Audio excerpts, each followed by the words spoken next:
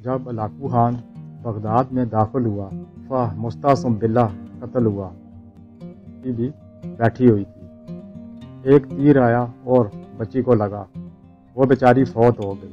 اس کا خون زمین پر اس انداز سے گرا کہ اس سے ایک تحریر نمودار ہو گئی کہ جب اللہ تعالیٰ کسی قوم پر مصیبت نازل فرماتے ہیں تو لوگوں کی عقل ختم ہو جاتی ہے۔ اور بے گناہ لاکو خان کے پاس ملکہ کو لایا گیا۔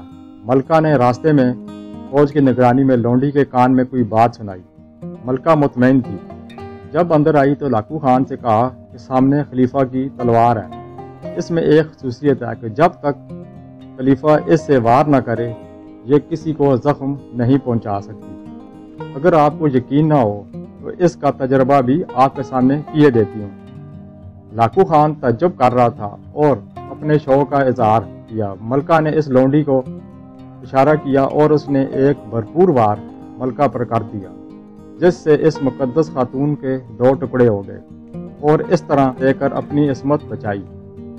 لاکو خان کو اس ناکامی پر بڑا غصہ آیا، لیکن اب کیا ہو سکتا تھا، جان دے دی، مگر کافر بادشاہ کا ہاتھ اپنے جسم کو نہیں لگوایا۔ بادشاہ اس کے ساتھ شادی کرنا چاہتا تھا۔